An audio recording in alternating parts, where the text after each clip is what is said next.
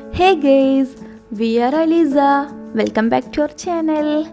അപ്പോൾ ഞങ്ങൾ ഇന്ന് പോയിട്ടുള്ളത് മലപ്പുറത്തുള്ള ഏക ഡാമായ പൂങ്കാവനം ഡാമിലേക്കാണ്. ഈ ഒരു ഡാമിൻ്റെ പ്രത്യേകത എന്താണെന്ന് വെച്ചാൽ ഈ ഒരു ഡാമിൻ്റെ ഇൻറ്റേർണൽ ഡാമേജ് കാരണം ഇതിൽ വെള്ളം സ്റ്റോർ ചെയ്യാറില്ല. ബട്ട് മഴക്കാലങ്ങളിൽ ഇതിൽ വെള്ളം നിറയാറുമുണ്ട്.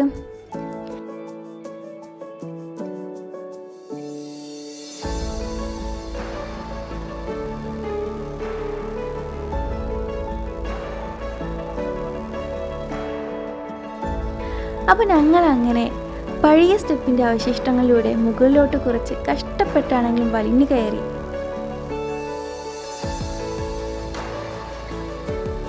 എന്നിട്ട് കണ്ട കാഴ്ച നിങ്ങളൊന്ന് കണ്ടു നോക്കൂ.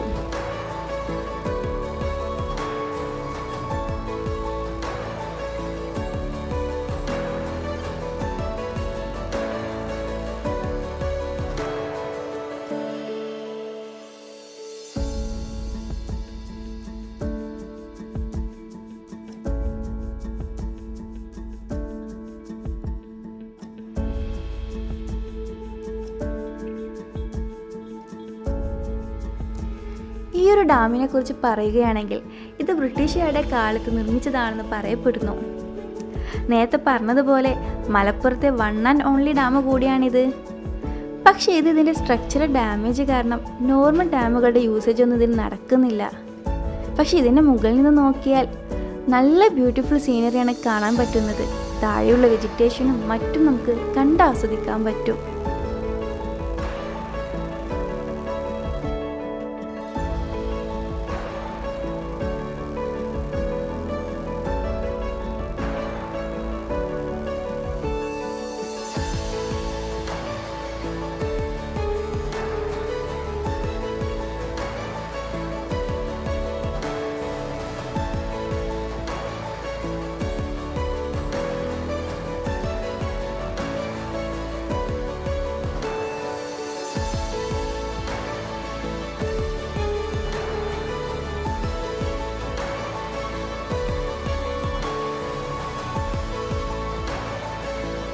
പിന്നെ എടുത്ത് പറയേണ്ടത് എന്തെന്ന് വെച്ചാൽ സുരക്ഷാ ഭീഷണി ഉള്ളത് കൊണ്ട് തന്നെ ഡാമിൻ്റെ മുകളിലൂടെയുള്ള സഞ്ചാരം റെസ്ട്രിക്റ്റഡ് ആണ്. സോ അത് കാണിക്കുന്ന ബോർഡ് നമുക്ക് ഇവിടെ ഡാമിൻ്റെ മുകളിലും താഴെയും കാണാൻ പറ്റുന്നതാണ്.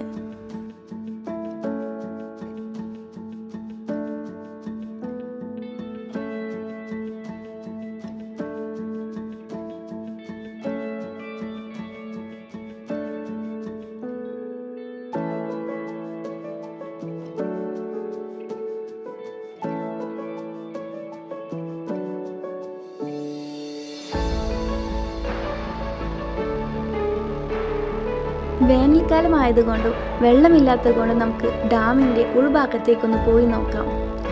വെള്ളമില്ലാത്തത് കൊണ്ട് തന്നെ കുട്ടികൾ ക്രിക്കറ്റ് കളിക്കുന്നത് കാണാം.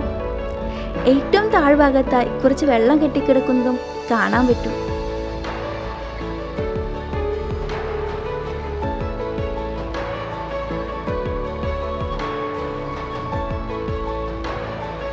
എന്നെങ്കിലുമൊക്കെ ഈ ഒരു ഡാം റിനോവേറ്റ് ചെയ്യുമെന്ന് പ്രതീക്ഷിക്കുന്നു.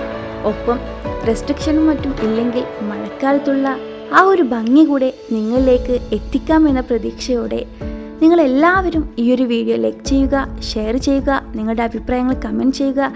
അതോടൊപ്പം ഞങ്ങളുടെ ഈ ഒരു ചാനൽ സബ്സ്ക്രൈബ് ചെയ്യാനും മറക്കല്ലേ.